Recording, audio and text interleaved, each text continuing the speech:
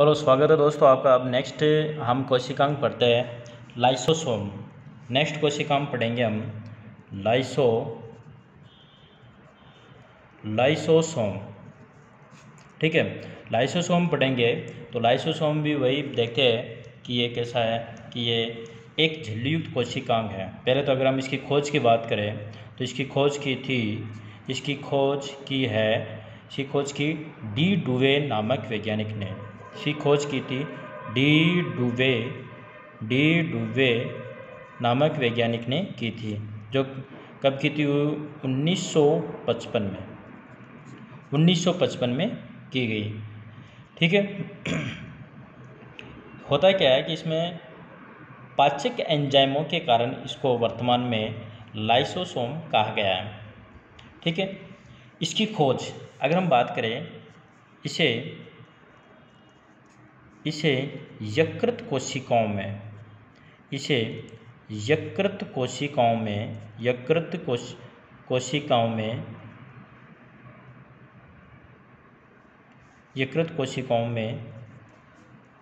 खोजा गया।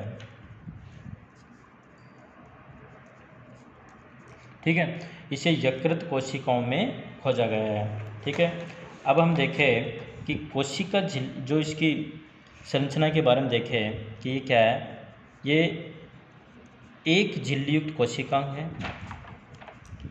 एक झिल्लीयुक्त कोशिकांग है।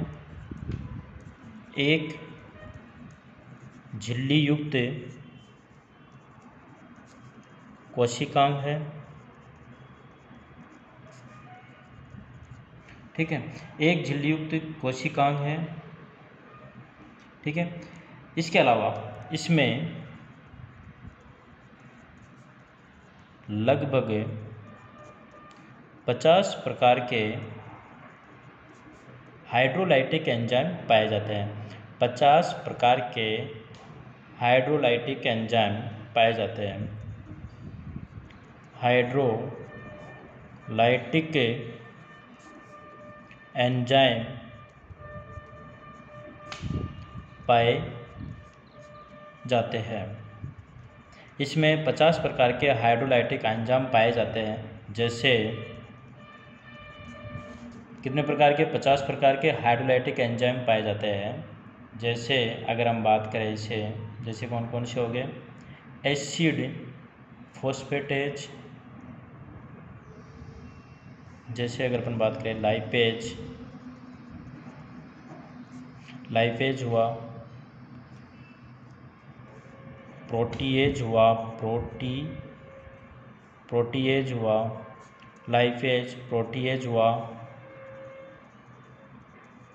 कार्बोहाइड्रेज हुआ। इसके अलावा राइबोन्यूक्लियोज।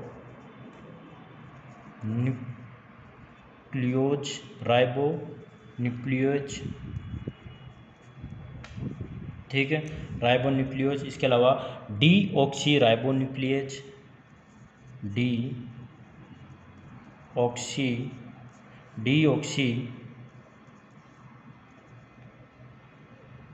डीऑक्सी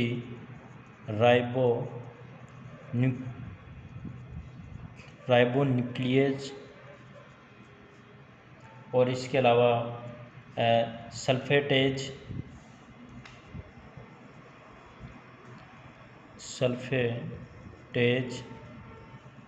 ठीक है, कैथेप्सिन। ठीक है, और एक और है एसिड फोस्फेटेज।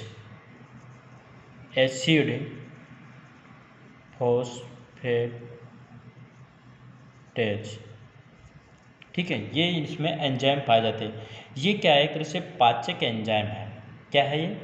पाचक एंजाइम है। ठीक है। इसके अलावा ये सभी पाचक एंजाइम है। लाइसोसोम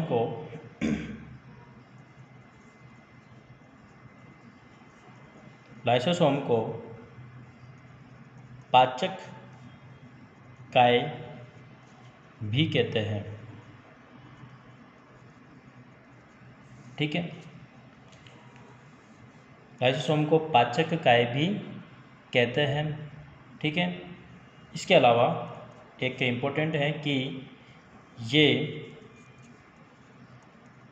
मानव की आरबीसी में अनुपस्थित होते हैं। मानव की आरबीसी में अनुपस्थित होते हैं। इसके अलावा प्रोकैरियोटिक में भी एब्सेंट होते हैं। वह प्रोकैरियोटिक में भी एब्सेंट होते हैं। ठीक है, मनुष्य के आरबीसी में अनुपस्थित होते हैं। इसके अलावा ये प्रोकैरियोटिक में भी अनुपस्थित होते हैं। ठीक है, इनमें रिक्तिका होती है। क्या होगी इसमें? रिक्तिका उपस्थित होती है। रिक्तिका उपस्थित होती है। क्या होती है? पहले तो एक मानव के आरबीसी में यह अनुपस्थित होगा। इसके अलावा प्रोकैरियोटिक में भी अनुपस्थित होगा और इसके अलावा इसमें रिक्तिका उपस्थित होती है। ठीक है, जिसमें जल अपघटनी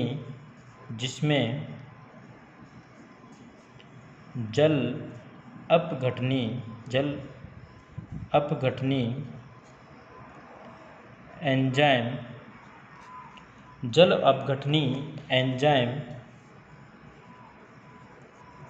पाए जाते हैं। ठीक है, ये एंजाइम pH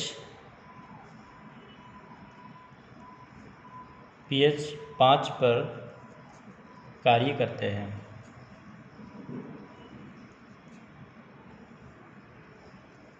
ठीक है,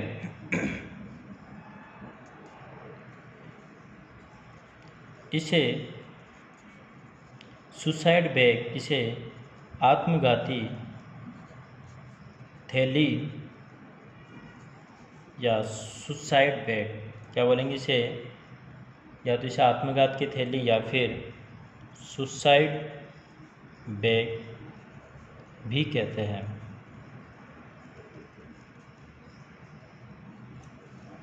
ठीक है, अब हम देखते हैं कि लाइसोसोम के प्रकार की बात करें तो लाइसोसोम कितने प्रकार के होते हैं। तो लाइसोसोम प्राथमिक लाइसोसोम भी होता है, द्वितीय लाइसोसोम होता है, तृतीय लाइसोसोम होता है। ठीक है, इसके अलावा एक जो इम्पोर्टेंट चीज़ें हैं,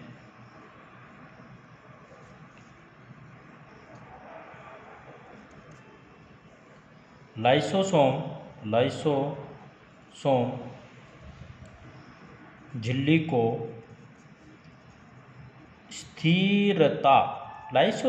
को स्थिरता देने वाले पदार्थ है। कौन कौन से हैं वो पदार्थ देने वाले पदार्थ?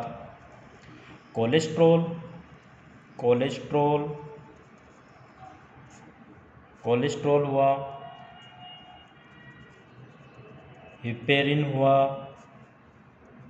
कार्टिसोल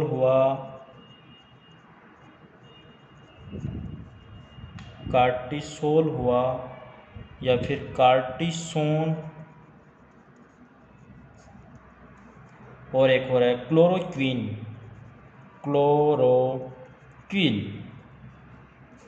ठीक है, इसके अलावा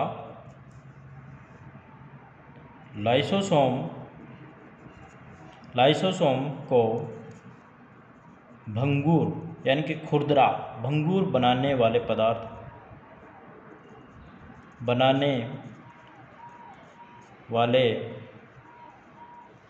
पदार्थ है। भंगुर बनाने वाले पदार्थ कौन कौन से हैं इसमें? विटामिन ए, ई, पित्त लवण व लिंग हार्मोन। ठीक है, ये लाइसोसोम की कुछ जानकारी है। अब हम देखेंगे कि लाइसोसोम के प्रकार।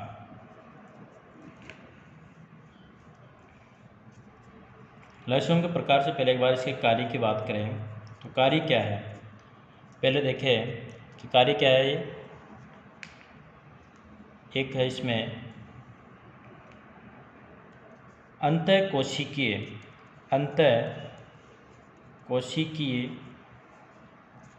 पाचन करता है। अंतःकोशिकीय पाचन में सहायक होता है, यानी कि जो अपनी बॉडी में जो मृत कोशिका या फिर एजेड सेल, उन सब का क्या करता है, पाचन करता है। अंतःकोशिकीय पाचन यानी कि मृत कोशिका, एजेड सेल का पाचन। इसके अलावा WBC द्वारा रोगाणुओं का पाचन भी इसी में आ गया। WBC द्वारा रोगाणुओं का पाचन। ठीक है, WBC द्वारा रोगाणुओं का पाचन भी किस में आ गया, अंतःकोशिकीय पाचन में आ गया। इसके अलावा नेक्स्ट की अगर अपन बात करें तो अस्थियों को निश्चित आकृति प्रदान करने में सहायक है। अस्थियों को निश्चित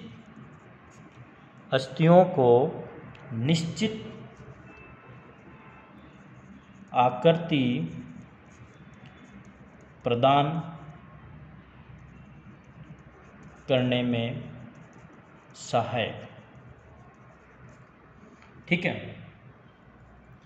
इसके अलावा क्या होता है, ये क्या करता है, स्वलयन यानी कि रोगग्रस्त कोशिकाओं को नष्ट करता है। क्या करेगा, स्वलयन, रोगग्रस्त कोशिकाओं को नष्ट करता है। स्वलयन रोगग्रस्त कोशिकाओं को नष्ट करता है। ठीक है, इसके अलावा यह कोशिका विभाजन में सहायता करता है। कोशिका विभाजन में सहायता करता है। ठीक है, इसके अलावा यह गुणसूत्रों को पृथक करता है।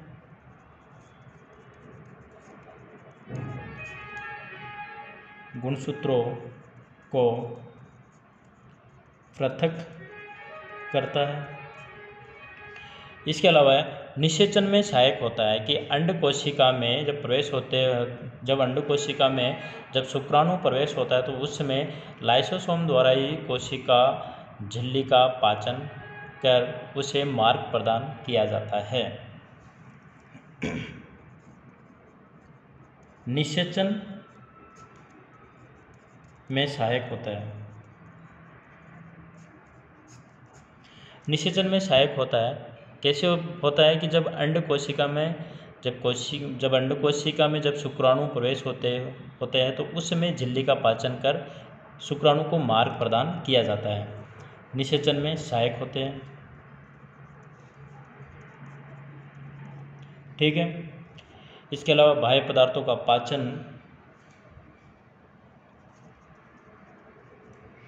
बाह्य पदार्थों का पाचन करेगा तो बाह्य पदार्थों का पाचन कोशिकाओं में बाह्य पदार्थों का पाचन देखो बाह्य पदार्थों का पाचन की अगर अपन बात करें तो इसमें दो प्रकार से आते हैं। एक तो होता है कोशिका भक्षण और दूसरा पिनोसाइटोसिस। ठीक है, पिनोसाइटोसिस बाह्य पदार्थों के पाचन में आएगा। एक तो ठोस पदार्थों का पाचन दूसरा क्या आ जाएगा, तरल पदार्थों का पाचन। ठीक है। इसके अलावा अगर अपन देखें, अंकुरित बीजों में संचित भोजन का पाचन करने हेतु सहायक होता है। ठीक है। एक और लास्ट एक कार्य है, अंकुरित बीजों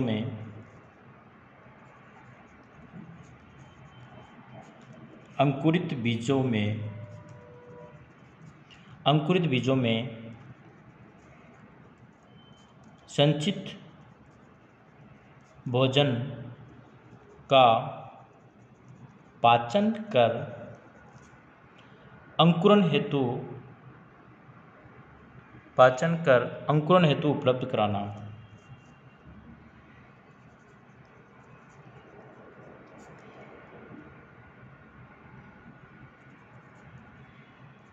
हेतु उपलब्ध